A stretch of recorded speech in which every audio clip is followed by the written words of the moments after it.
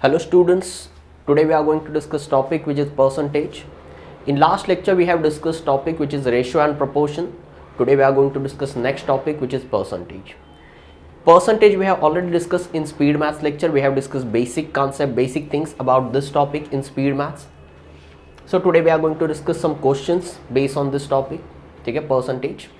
Yes, so I'm not going to discuss very basic things, but yes, let's revise those things quickly so that we can discuss more questions on the base of this topic. Okay, so we already know how to find percentage, right?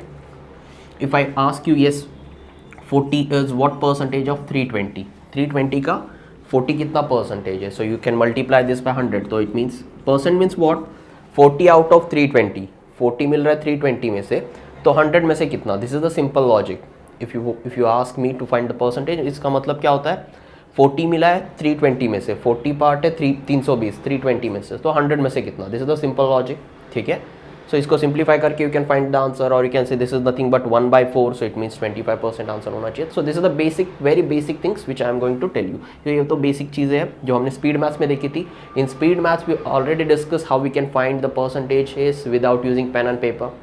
Pen and paper का बिना use किए बिना ही हम कैसे values को find out कर सकते हैं. So those who have not watch that video, I would suggest कि वॉच दैट वीडियो फर्स्ट. ठीक है, then you can watch this percentage का वीडियो. ठीक है, सो लेट्स बिगिन. ठीक है, so this is the basic thing which we have already discuss. चलो आगे बढ़ता हूँ.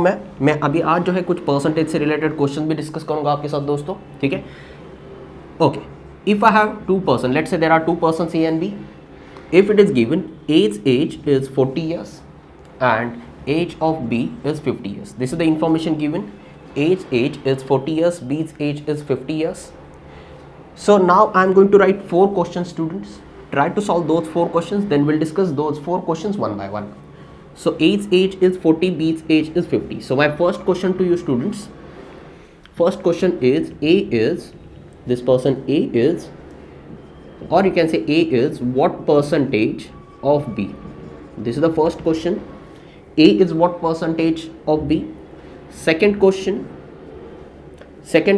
is B is what percentage of A.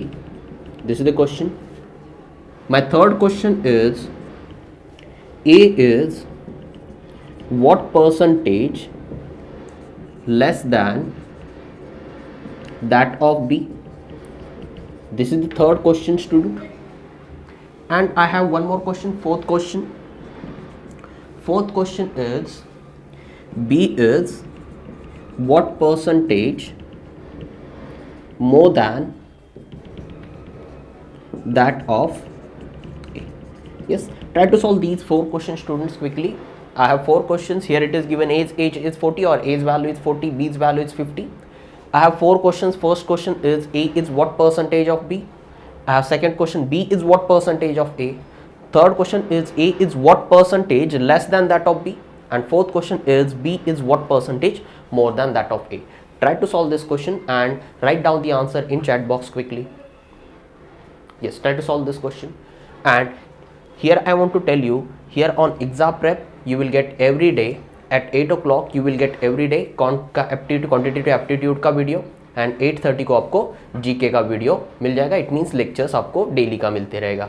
So if you are new to this channel, I would advice कि एक बार videos को देख लो. अगर अच्छा लग रहा है वीडियो तो लाइक एंड सब्सक्राइब ज़रूर करना है. ठीक है दोस्तों, सो ये 4 क्वेश्चन हैं, उनको ट्राई कर लो. Then will discuss these question one by one. ये मैं बेसिक चीज़ें इसके लिए डिस्कस कर रहा हूँ because these question, these things will help you in solving data interpretation question as well. ठीक है, एज आई सेड कि ratio, proportion and percentage, these are what pillars, or you can say base for, you can say other topics, quantitative aptitude का topics. So I would advise कि इसमें आपको strong होना बहुत ज़रूरी है. ठीक है, so let's discuss these 4 questions one by one, students. So first question है मेरा, that is A is what percentage of B. A B का कितना percentage है? It means what, this 40 is what percentage of 50. This is the question. A is what percentage of B. A is what percentage of B. So A कितना है? It means this 40. This value A is what percentage of this value B. 40 50 का कितना percentage? So if I write down in basic method से अगर basic steps लिखता हूँ पूरे, तो इट मीन्स व्हाट 40 50 का कितना परसेंट है? A is what percentage of B का कितना परसेंट है? Into 100 if you do you will get the answer. Yes, ये क्लियर हो रहा है. मैं बहुत बेसिक से पढ़ा रहा हूँ ताकि मैं चाहता हूँ कि यहाँ पर जो भी स्टूडेंट प्रिपेयर कर रहा है एग्जाम के लिए, हर एक स्टूडेंट को हर एक स्टेप और हर एक चीज़ अच्छे से समझ में आ जाए। सो यहाँ पर A is what percentage of B, so it means 40 is what percentage of 50, 40 का कितना percentage, this is nothing but 4/5, it means answer of this question is 80%। ठीक है, so this the answer of first question. Second question का answer आप दोस्तों मुझे बता सकते हो क्या यहाँ पे तुरंत?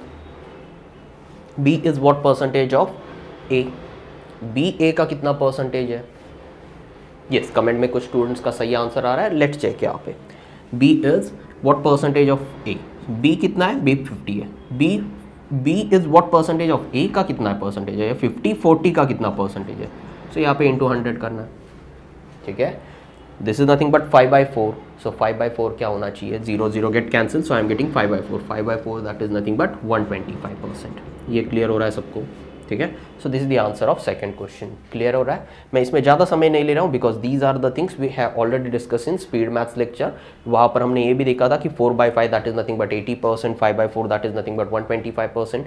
सो आई वुड एडवाइस कि जिन्होंने नहीं देखा है वो स्पीड मैथ्स का लेक्चर पहले ज़रूर देख ले। ठीक है, और इसके बाद जो है आप ये क्वेश्चन ईजिली सॉल्व कर सकते हो। ठीक है, also I want you to by heart reciprocal to percentage and percentage to reciprocal value, वो वैल्यूज भी, ये चीज़ें भी हमने जो है स्पीड मैथ्स के लेक्चर में डिस्कस किया था। ठीक है, सो फर्स्ट 2 क्वेश्चंस तो हो गया यहाँ पे। First question answer is what? 80%, answer of this question is 80% and answer of this question is 125%। Yes, ये क्लियर हो रहा है? ठीक है, चलो आगे बढ़ते हैं दोस्तों। Let's discuss now next question which is third question. Third question में कुछ स्टूडेंट ने सही आंसर दिया है यहाँ पे और कुछ स्टूडेंट ने शायद थोड़ी गलती की है। ठीक है, देखते हैं थर्ड क्वेश्चन का आंसर क्या होना चाहिए।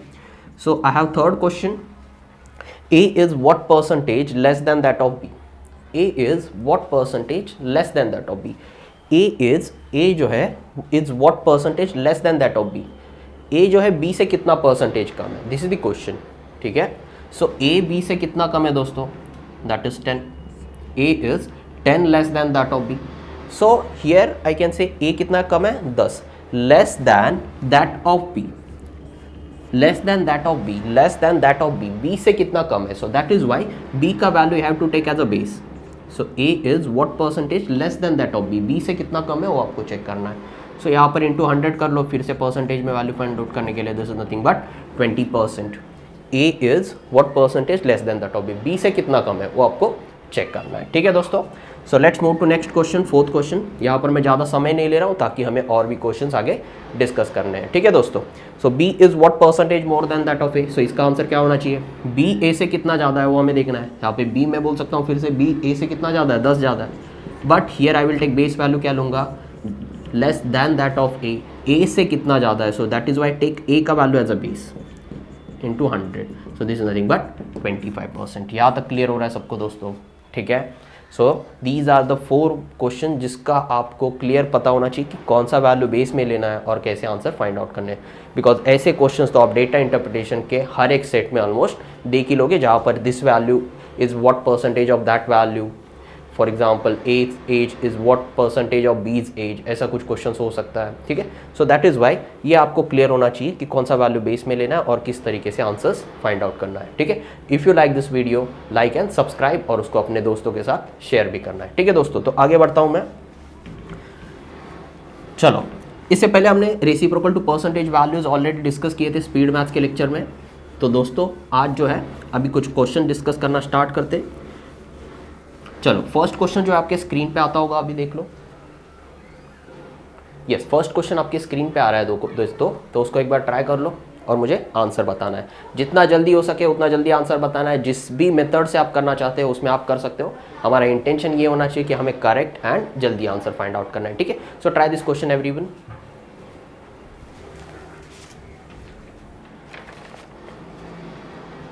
यस, मैं बोर्ड पे भी लिख देता हूँ वो क्वेश्चन जो हमारे स्क्रीन पे आ रहा है। We have first question which is 67.5%. Yes, I'm going to change marker as well because ये थोड़ा सा I think visible नहीं होगा clear। ठीक है, सो मैं मार्कर चेंज कर लेता हूँ, तब तक आप इस क्वेश्चन को ट्राई कर लीजिए।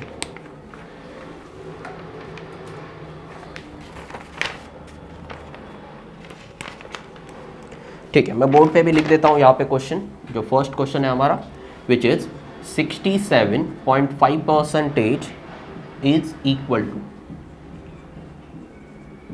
ठीक है। ऐसे क्वेश्चंस आप प्री एग्जाम में देख सकते हो, IBPS के प्री एग्जाम में कुछ ऐसे क्वेश्चंस होते हैं।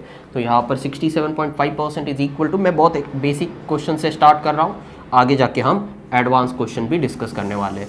So this is the first option we have, second option is 5/8, third option is 11/20 and option D is 7/8। Yes, हमारे पास ऑप्शंस भी है एंड हमें इस क्वेश्चन को ट्राई करना है दोस्तों, ठीक है। सो ट्राई कर लो दोस्तों। चलो क्वेश्चन डिस्कस करते हैं अभी। 67.5% इज इक्वल टू, पहले तो मैं एक बेसिक मेथड बता देता हूँ। इसमें हम बेसिक मेथड मैं बस इसीलिए बता रहा हूँ ताकि हर एक को पता होना चाहिए कि बेसिक मेथड से फिर कैसे क्वेश्चन को बेसिकली सॉल्व कर सकते हैं। हमें एग्जाम में तो उसे अप्लाई नहीं करना है, उसके लिए क्या करना है वो भी हम डिस्कस करते हैं, ठीक है। बेसिक मेथड क्या होगा, 67.5%, तो इसको आप ऐसे लिख लोगे।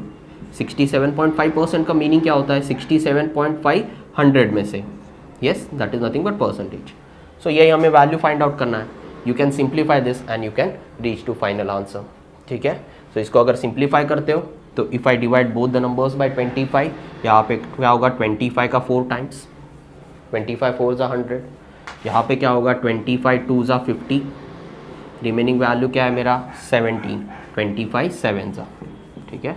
सो यहाँ पे 2.7, सो 2.7/4 होना चाहिए। इट मीन्स आई कैन से 27/40। सो बेसिकली हम बेसिक मेथड से करते हैं तो ऐसे सॉल्व हो सकता है क्वेश्चन, ठीक है। यस, एग्जाम में तो हमें ऐसे नहीं करना है, but this is just for your knowledge. जिनको बहुत ज़्यादा डिफिकल्टी हो रही है कॉन्ट में, वो इस तरीके से भी इसे सॉल्व कर सकते हैं। अभी जिन्होंने ऑलरेडी स्पीड मैथ्स का लेक्चर दिया हुआ है, मुझे नहीं लगता उनको आंसर करने में 5 से 10 सेकेंड से ज़्यादा टाइम लगा होगा, ठीक है। अगर जिन्होंने ऑलरेडी स्पीड मैथ्स का लेक्चर अटेंड किया उनको इसमें ज़्यादा डिफिकल्टी बिल्कुल नहीं हुई होगी, ठीक है। जिन्होंने स्पीड मैथ्स का लेक्चर अटेंड किया उनको पता है 62.5% का वैल्यू क्या होता है दोस्तों, 5/8। ये तो पता है सबको, जिन्होंने लेक्चर अटेंड किया होगा उनको पता होगा। ये 62.5 कैसे होता है दोस्तों, मैं एक बार क्विकली बता देता हूँ। 12.5% का value which is nothing but 1/8। ये 1/8 क्यों है वो स्पीड मैथ्स के लेक्चर में आपको जरूर पता चलेगा। सो 12.5 दैट इज नथिंग बट 1/8, सो इसका 5 टाइम्स ये वैल्यू होता है। सो दैट इज वाई 5/8 होता है 62.5%। यहाँ तक तो मुझे पता है। 62.5% होता है विच इज़ 5/8, ठीक है। यहाँ पे मुझे परसेंटेज में value which is 67.5%, 62.5 which is 5/8,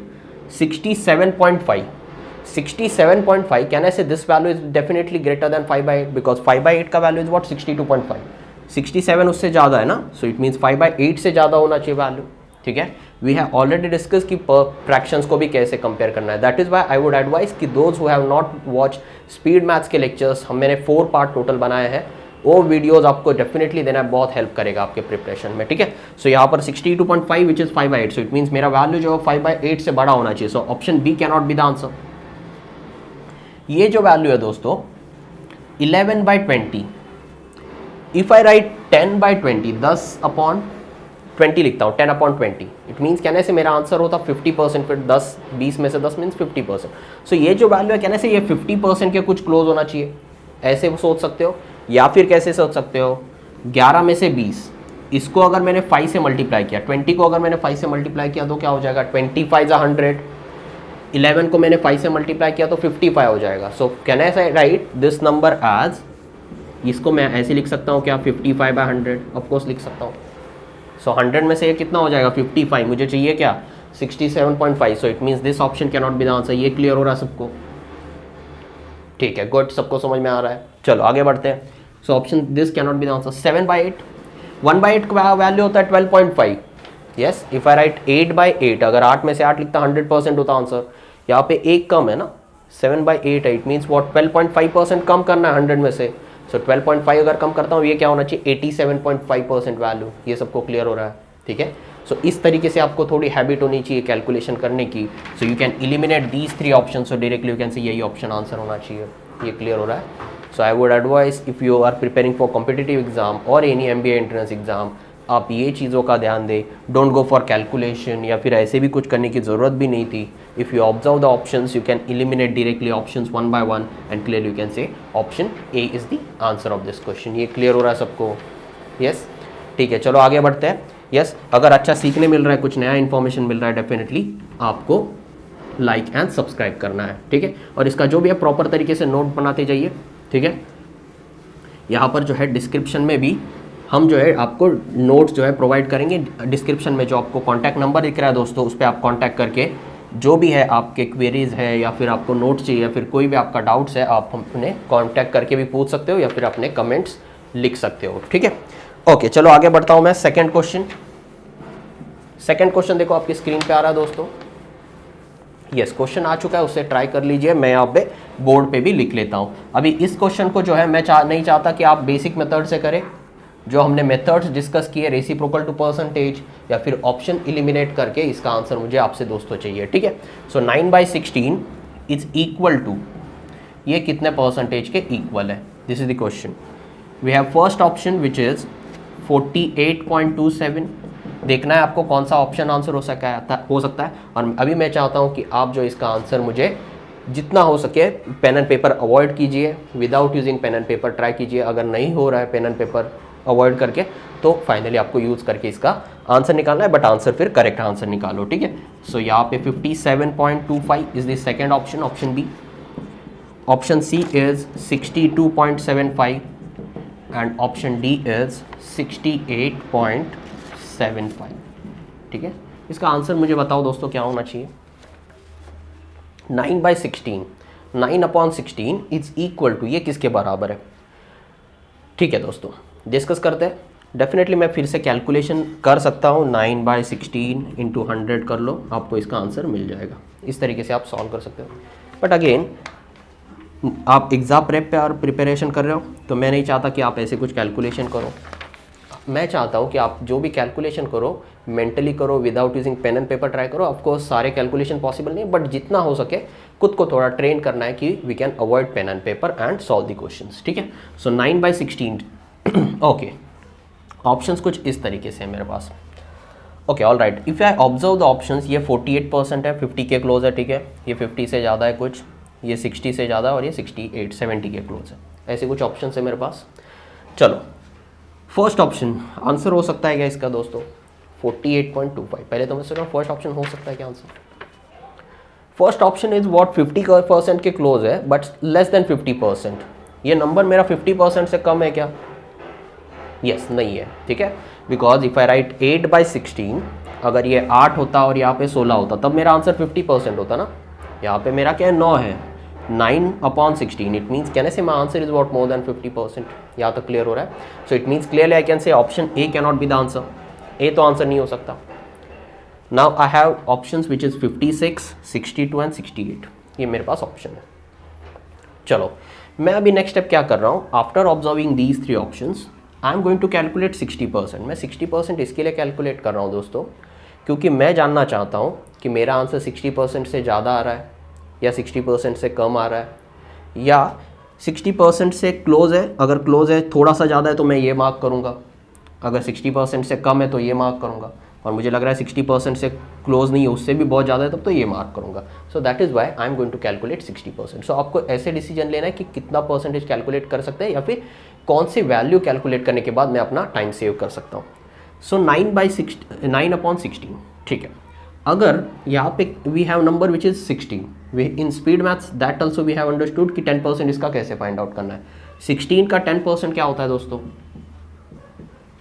10% of this number can say 1.6। यहाँ तक क्लियर है। ये हमने कैसे किया था, if I want to find 10% of any number, simply add 1 decimal point after single digit. एक डिजिट के बाद बस आपको डेसिमल पॉइंट ऐड करना है।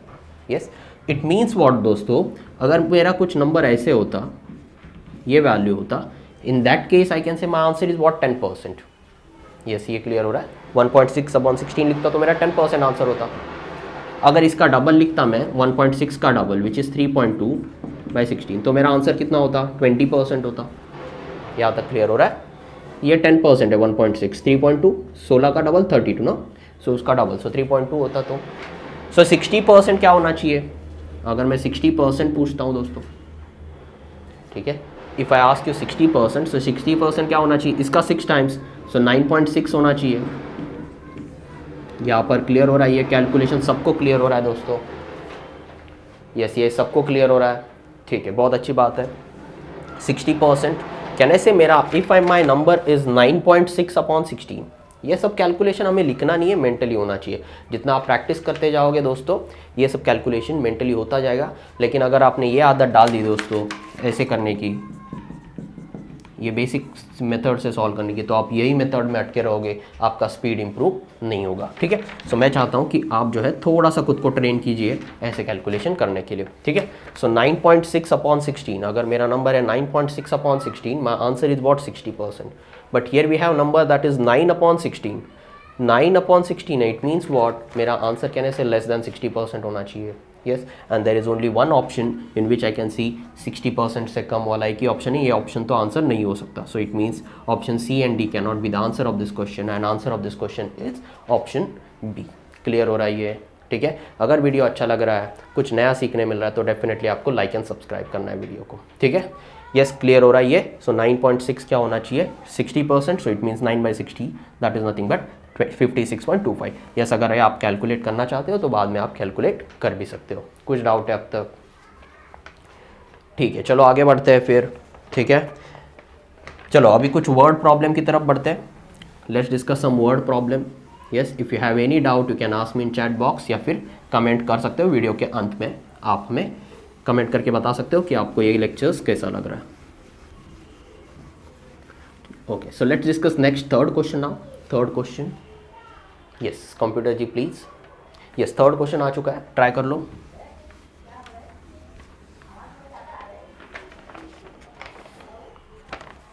यस, क्वेश्चन आ चुका है स्क्रीन पर, ट्राई कर लो उसे।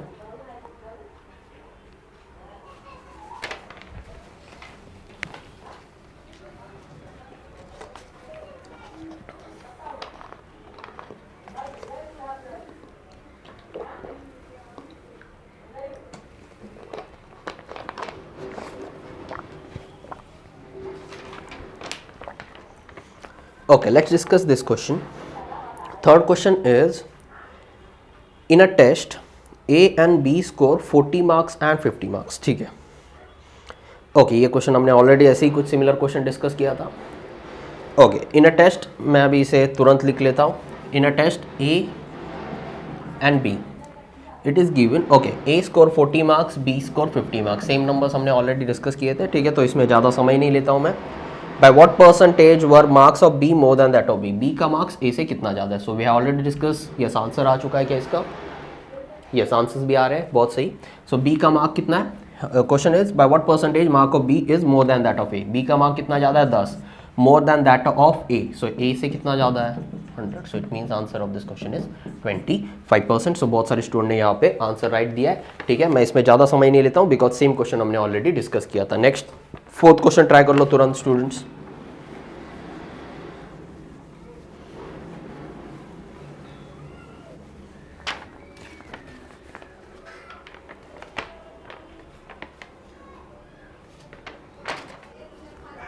ओके, सो फोर्थ क्वेश्चन को डिस्कस करते हैं दोस्तों। ठीक है, here it is given there are two students. First student is Rahul and we have one more student which is Vivek।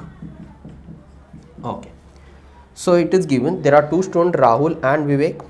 It is given Rahul got 65% of maximum marks in the test and Vivek got 55% marks in a maximum, okay, 55% of maximum marks. The difference between Rahul marks and you can say Vivek's mark is given, which is 48, and the question is what is the maximum mark in the test। ठीक है, very interesting question, many of you can solve this question. ठीक है, but I want to know कि how you can solve this question. ठीक है, बहुत सारे तरीके हैं।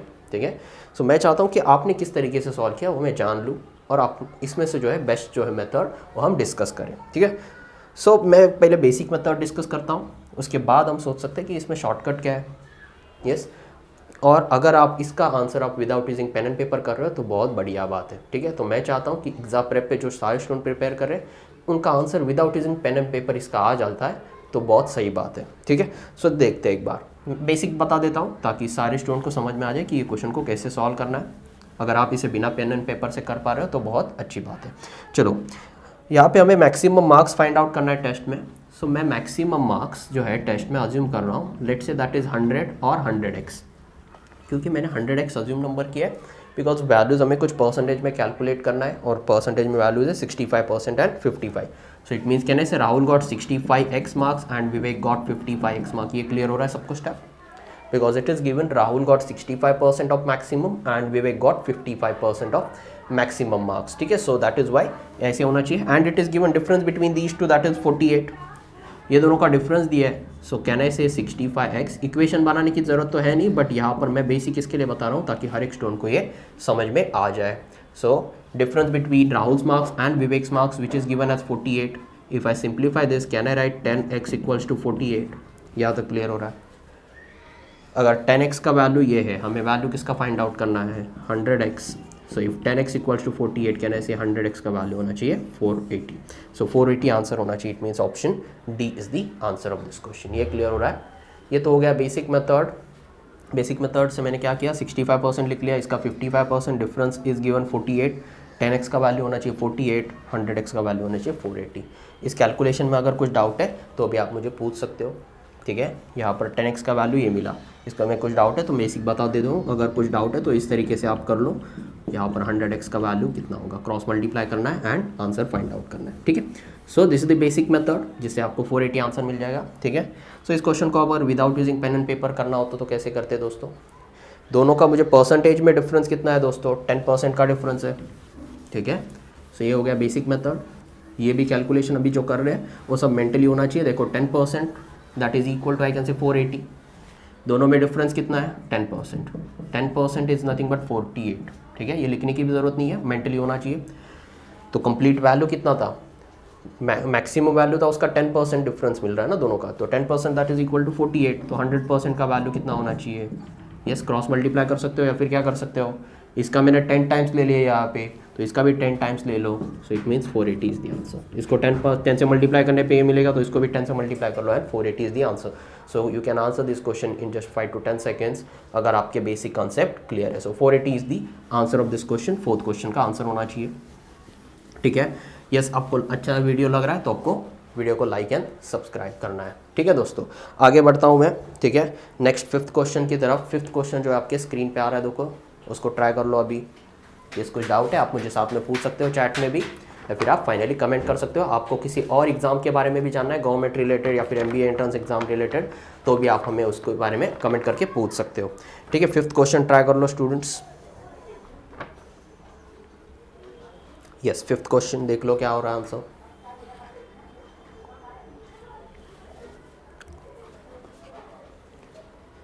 यस, इसका भी आंसर अगर आप दे पा रहे हो 5 से 10 सेकेंड्स में, बहुत बड़ी बात है, बहुत अच्छी बात है. यस, ट्राई कर लो, देख कर पा रहे हो क्या 5 to 10 सेकेंड्स में ये क्वेश्चन को.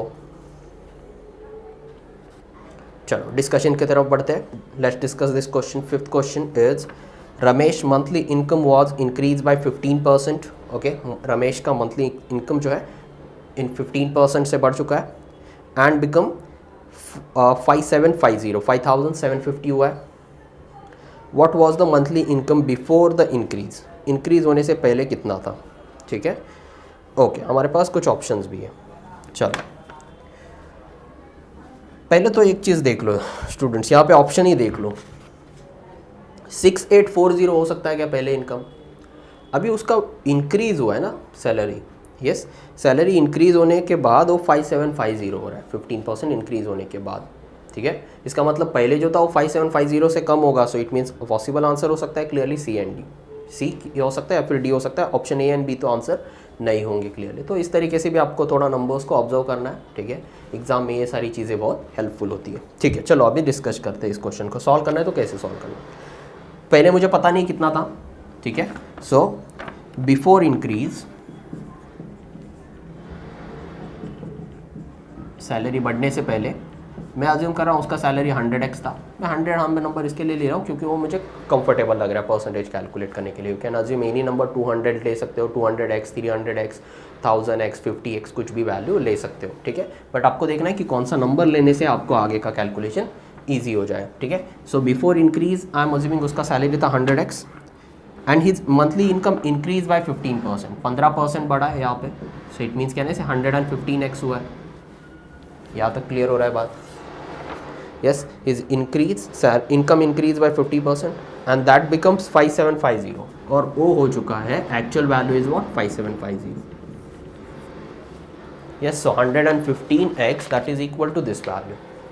So question is what was his monthly income before increase. तो उन्होंने 100x का वैल्यू पूछा है. Yes, this is the question. ठीक है.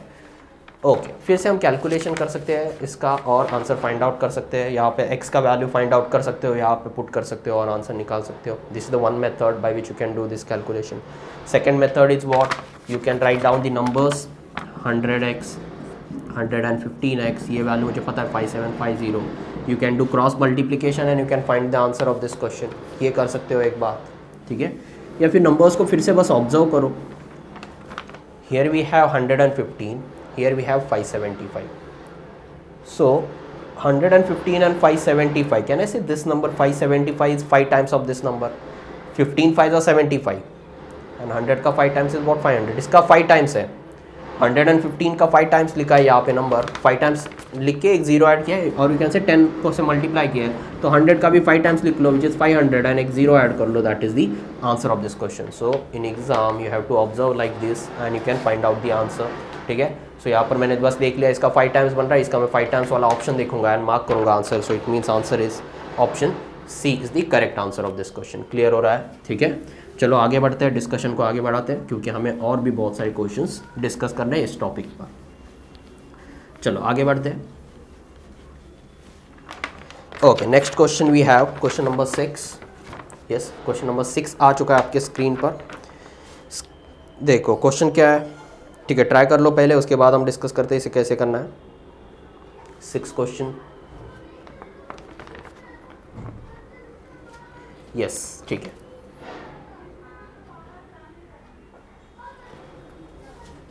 Okay, all right. Let's discuss this now. Question number 6. Question number 6 is the price of rice is increased by 25%. Price 25% से increase हुआ है, ठीक है.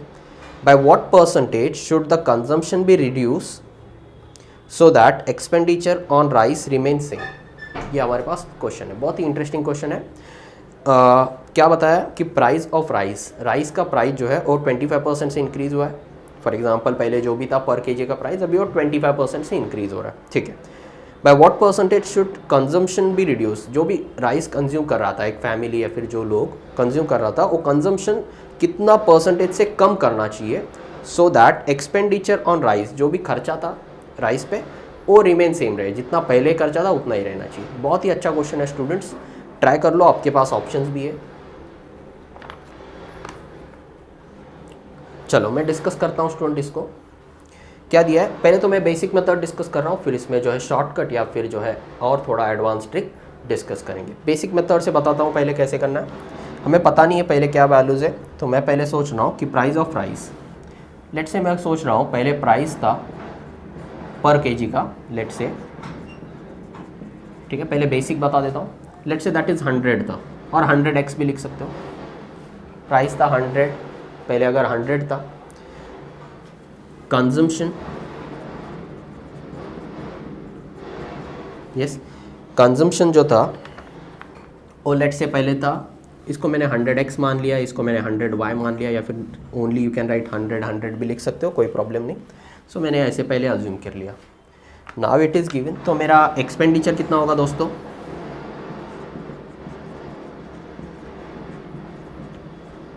तो एक्सपेंडिचर क्या होगा 100 इंटू 100 इतना होना चाहिए पर केजी का प्राइस, और इतना कंज्यूम करते थे. इट मीन्स व्हाट, लेट से पहला प्राइस था 100 रुपीज़ पर केजी और कंज्यूम कर रहे थे 100 केजी, 100 केजी कंज्यूम कर रहे थे, ऐसे मैंने मान लिया. तो एक ऐसे होना चाहिए कुछ एक्सपेंडिचर. अगर पहले कुछ वैल्यूज ऐसे अज्यूम करता हूँ, it is given this price of rice increase by 25%, ये 25% बढ़ गया. सो ये कितना हो गया दोस्तों 125x. यहाँ तक क्लियर है. नेक्स्ट क्या दिया है, कंजम्पशन कितना कम करना चाहिए. ओके हमें पता नहीं कंजम्पशन कितना है, so that expenditure remain same. Expenditure हमारा सेम रहना चाहिए, यही रहना चाहिए, ठीक है. So this into this that is equal to this value. So मैं कंजम्पशन फाइंड आउट कर सकता हूँ क्या. पहले तो बेसिक मेथड बता रहा हूँ, इसकी हमें ज़रूरत नहीं है, बट मैं चाहता हूँ कि हर एक स्टूडेंट को बेसिक मेथड भी पता हो और किस तरीके से जो है शॉर्टकट भी अप्लाई करने हैं वो बाद में हम देखेंगे। बेसिक मेथड इसके लिए बता रहा हूँ दोस्तों, क्योंकि मेंस का जो एग्ज़ाम होता है स्टूडेंट, उसमें आपके बेसिक कंसेप्ट क्लियर होना बहुत ज़रूरी है। प्री एग्ज़ाम तो आप क्लियर कर लोगे किसी शॉर्टकट्स जानकर या फिर कुछ ट्रिक जानकर, बट जो मेंस के एग्ज़ाम होते हैं वहाँ पर आपके कंसेप्ट क्लियर होना बहुत ज़रूरी होता है। ठीक है दोस्तों, तो यहाँ पर ये वैल्यू कैसे मिल सकता है, इन दोनों का multiplication that is equal to this, या फिर ये नंबर को मैं ये नंबर से डिवाइड करूँगा तो ये वैल्यू मिल जाएगा। सो एक क्वेश्चन मार्क क्या होना चाहिए upon this value 125 xy get cancel. यहाँ पे क्या है 125 का 8 टाइम्स क्या होना चाहिए 1000, सो इट मीन्स यहाँ पे 80 मिल रहा है। सो ये वैल्यू क्या होगा दोस्तों 80। यहाँ पे मैं टाइम्स ज़्यादा नहीं ले रहा हूँ, ये कैलकुलेशन आप आराम से कर सकते हो घर पे। ठीक है, सो 100y that becomes 100y that becomes you can से 80y होना चाहिए यहाँ पे। ठीक है, यस यहाँ पे 125x था। ठीक है, सो यहाँ पे 80y मिलेगा। सो इट मीन्स कहने से 100y मेरा 80 हो रहा है, 100 का वैल्यू मेरा 80 हो रहा है। सो इट मीन्स कहने से आंसर होना चाहिए 20% डिक्रीज होना चाहिए कंजम्पशन, बिकॉज 100y को 80y बना दिया। इट मीन्स वॉट 20% डिक्रीज हो रहा है। So it means what if I want same expenditure after increasing the price of 25%, my consumption should be 20% less than initial value, 20% less than this value, initial value. So answer होना चाहिए 20। यहाँ तक कुछ doubt है? Yes, note करते जाओ, जो भी हम पढ़ा रहे हैं उसको अच्छे से नोट करते जाओ और अपना एक प्रॉपर नोट्स बनाओ, बिकॉज हम सीक्वेंस में जा रहे हैं।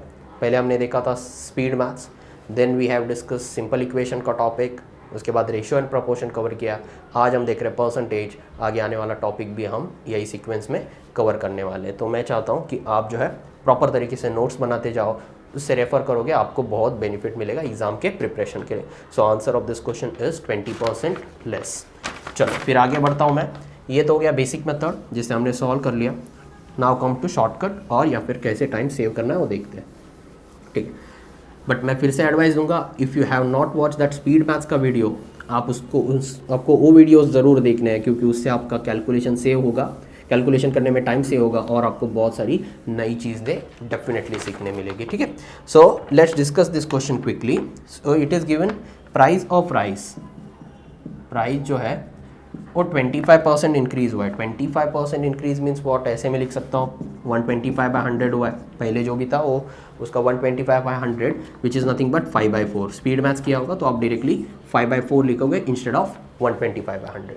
तो 25% इंक्रीज़ हुआ। फिर कंजम्पशन है कुछ,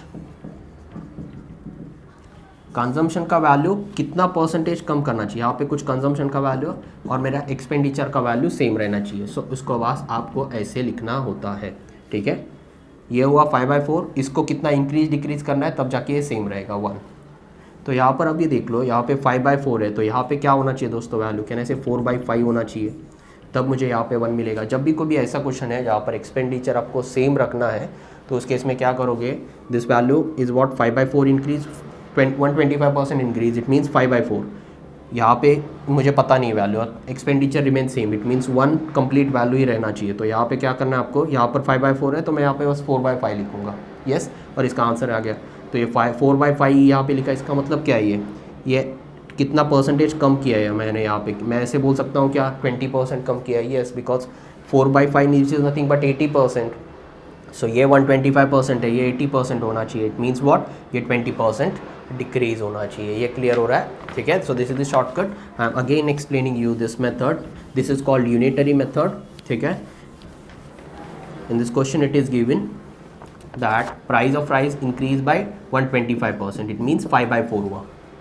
कंजम्पशन कितना कम करना है मुझे पता नहीं, लेकिन मेरा expenditure remain same, it means that is same value होना चाहिए। ठीक है, सो अभी इसको सॉल्व करना है। इट मीन्स वॉट, यहाँ पे 5/4 है, अगर मुझे यहाँ पे 1 चाहिए, so it means I have to write 5/4 यहाँ पे, which is nothing but 80%। So it means reduce कितना किया मैंने, yes I have reduce this value by 20%। ठीक है, सो एक शॉर्टकट है यहाँ पे ऐसे क्वेश्चंस को सॉल्व करने की, दैट इज़ यूनिटरी मेथड्स है। ठीक है, यस क्लियर हो रहा है ये सबको। चलो फिर आगे बढ़ते हैं। सो 20% is the answer of this question.